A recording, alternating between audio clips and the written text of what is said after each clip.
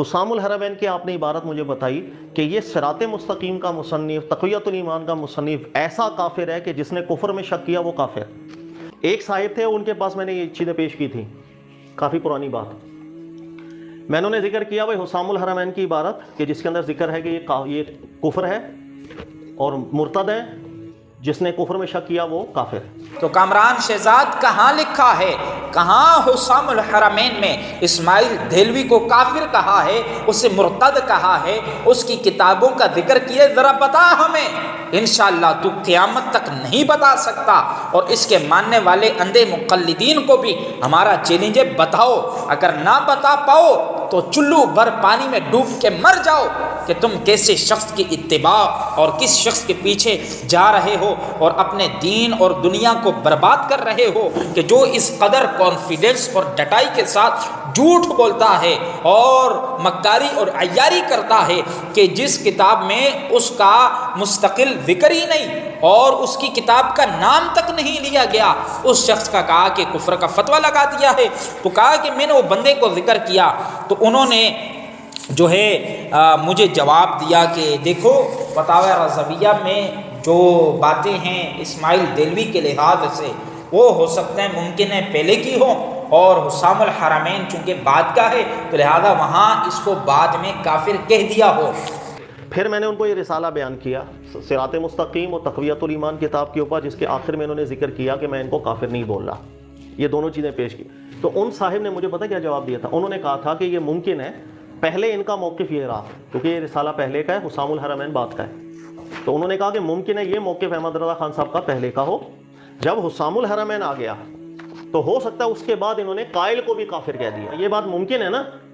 یہ بات بھی اچھی لگ رہی ہے، اس لیے کہ حسام الحرمین جو ہے آپ دیکھیں گے وہ غالباً ہے 1334 کا، 1324 کا یا 34 کا، اور یہ جو رسالہ میں نے آپ کو پڑھایا یہ ہے 1312 کا، یعنی کہ بیچ میں 10-12 سالوں کا فرق ہے۔ تو اب اس نے یہ کہا کہ اس بندے نے یہ جواب دیا، شو اس نے یہ کیا کہ شاید کوئی اہل سنت کا عالم یا اہل سنت کا کوئی بڑا تھا جسے میں نے بتایا، حالانکہ یہ اس شخص نے بہت بڑا جھوٹ بولا ہے۔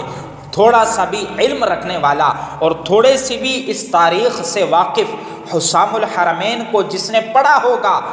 اس کے سامنے اگر یہ کامران شہزاد یہ دجالی اور مکاری اور عیاری کرے گا تو وہ اس کے منہ پر لعنت بیچ کر اس سے بتائے گا حسام الحرمین میں دور دور تک اسماعیل دہلوی کا ذکر ہی نہیں، تو فتوی کفر کہاں سے آ گیا اس پر؟ تو لہذا اس نے یہ کہا پھر اس نے مجھے کہا کہ یہ جواب دیا، تو کہتے ہیں میرے دل میں اللہ کی طرف سے بات آ گئی۔ اچھا حضرت کیا بات ہے؟ کہا میں نے یہ کہا دیکھو کہ یہ جو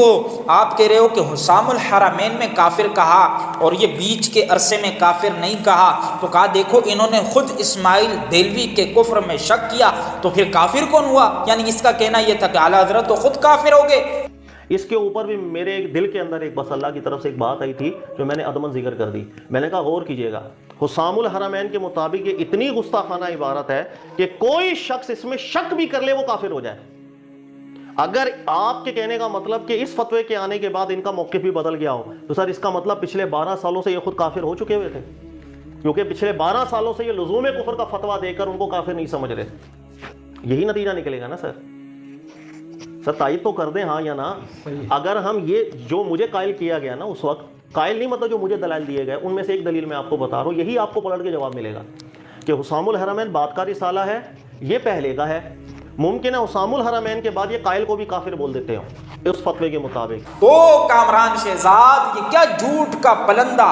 اور ایک جھوٹ کی پوری بنیاد کھڑی کر کے اس پر بڑے شور شرابے سے تو اپنے آپ کو بڑا محقق اور بڑا اپنے آپ کو مفتی شو کر رہا ہے، وہ تیرا جھوٹ کا پلندہ کہاں ہے؟ تو لہذا کامران شہزاد اور اس کے ماننے والوں سے میں گزارش کروں گا کہ اگر تم اپنی بات میں سچے ہو تو ہاتو برہانکم ان کنتم صادقین، لاؤ تم اپنی دلیل اگر تم اپنی بات میں سچے ہو۔ اور آخر میں اپنے سننے والوں سے گزارش کروں گا کہ وہ ویڈیو کے آخر میں کمنٹ سیکشن میں اپنی قیمتی رائے کا ضرور اظہار فرمائیں۔